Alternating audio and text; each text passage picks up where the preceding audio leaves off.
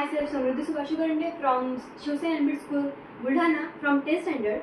Today I want to ask you some questions about you. What is your name, sir? Dr. Vivek Prakash Rajput. Okay. What is your profession, sir? I am doctor by profession. Yes. And what qualifications you have done for the doctor? I have completed my BAMS from D.Y. Patil Institute of Pune. I have completed my PG MD from RGHS Karnataka, and recently I am doing PhD in DMIHR Wardha. तुम्ही doctor बनण्याचा काय निर्णय घेतला? Because it is a noble profession. यामध्ये तुम्ही सेवा आणि आत्मसन्मान या सर्व गोष्टी इथे मिळवू शकता, आणि त्याचबरोबर आपल्याला जगासाठी काहीतरी करण्याची उमेद इथून जागी होती. तुम्ही डॉक्टर म्हणून अशी कोणती गोष्ट आहे तुम्ही जी प्राऊड फील करता म्हणून? डॉक्टर म्हणून म्हणजे प्राऊड फील करण्यासारखी गोष्ट आहे की I can treat lots of patient. बरेच दुःखितांचं आपण दुःख निवारण करू शकतो. ही सर्वात महत्त्वाची गोष्ट आहे की जी ह्याच प्रोफेशनमध्ये आपल्याला भेटते.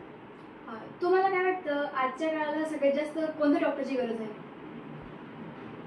डॉक्टर हा डॉक्टरच असतो आणि सर्व डॉक्टरांची गरज आहेच, भासतेच.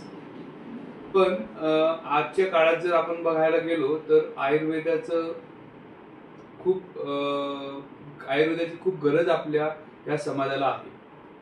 कारण की आपण बऱ्याच गोष्टींमध्ये चुकीचे निर्णय घेत चाललोय, चुकीच्या गोष्टी होत चालल्यात आपल्याकडनं, जसं की दिनचर्या, ऋतुचर्या, अशी काही कन्सेप्ट फक्त आणि फक्त आयुर्वेदामध्ये सांगितलेले आहेत की जे स्वस्थ रक्षण करण्यासाठी आहेत. म्हणजे की आपली हेल्थ चांगली ठेवण्यासाठी किंवा चांगली टिकवून ठेवण्यासाठी फक्त जे काही नियम सांगितलेले ते फक्त आयुर्वेदामध्ये सांगितलेले आहेत, आणि ते जर आपण चांगल्या प्रकारे फॉलो करू शकत असू तर आपण कधी आजारी पडणारच नाही.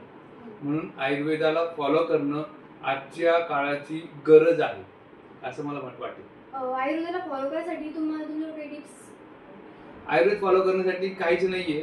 सकाळी लवकर उठा, लवकर झोपा, वेळेवर जेवण करा, भूक लागली तरच जेवण करा. भूक नसताना काय म्हणते त्याला ग्राम्य आहार सेवन म्हणतो आम्ही आयुर्वेदाच्या भाषेमध्ये. जेणेकरी कुरकुरे, चिप्स वगैरे, आजकालची जी पिढी आहे तुमची, यंगस्टर्स जे आहात तुम्ही, तर काय करताय की आजकाल खानपान तुमचं खूप विकृत होत चाललेलं आहे. तर ते तुम्ही बदललं पाहिजे.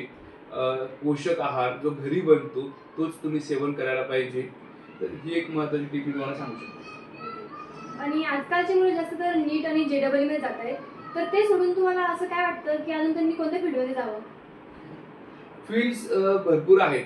सर्वप्रथम मी हे सांगेल सगळ्यांना की आपण ज्या गोष्टीमध्ये आपल्याला आवड आहे तीच गोष्ट करावी. जर आपण जी गोष्ट आपल्याला आवडतच नाही, जी गोष्ट आपल्याला म्हणजे आपण ती करू शकत नाही, त्या गोष्टी मागे धावू नये. ही एक माझं महत्त्वाचं टीप तुम्हाला राहील.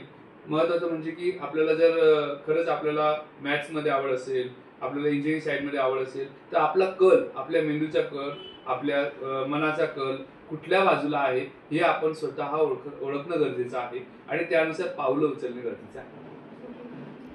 तुम्ही आमच्यासारख्या स्टुडंट्सला तुमच्या अनुभवातून एखादी गोष्ट जी आम्हाला सांगू इच्छिता? बेसिकली मी आयुर्वेदाचार्य असल्यामुळे महत्त्वाची गोष्ट मी तुम्हाला आरोग्याबाबतच सांगू शकेल. कारण की मी आजकाल जे माझ्याकडे पेशंट्स येत आहेत त्यापैकी बऱ्याच पेशंट्सचे प्रॉब्लेम जे बघतोय ना, तर खूप चुकीचे खानपान, राहणीमान मुलांची होत चालली आहे. मध्यंतरी माझ्याकडे पेशंट आला तर 12वीचे पेपर आहेत म्हणून रात्री 2-2, 3-3 वाजेपर्यंत जागणारी मुलं सुद्धा मी बघतोय. चहा भरपूर पिणारी मुलं भरपूर बघतोय. खानपानामध्ये विरुद्ध गोष्टी खाणारे भरपूर लोक बघतोय.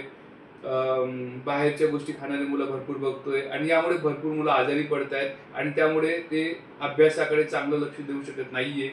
तर माझी एकच इच्छा असेल की सर्व मुलांनी घरचा घरगुती आहार खावं आणि व्यवस्थित लवकर झोपणे आणि सकाळी लवकर उठून अभ्यास करावा. ही एक महत्त्वाची टीप मी सगळ्या मुलांना सांगू इच्छितो. आणि चहा आपल्या आरोग्यासाठी कसा हानिकारक असतो? चहामध्ये टॅनिन नावाचं जे एक घटक आहे ते आपल्याला म्हणजे आपल्या नर्वस सिस्टीमला ते जास्त ऍक्टिव्हेट करतं आणि ते आपल्याला त्रास देतं. त्यामुळे आपण चहा शक्यतो टाळणं गरजेचं आहे. Thank you sir, you give me my all question answers.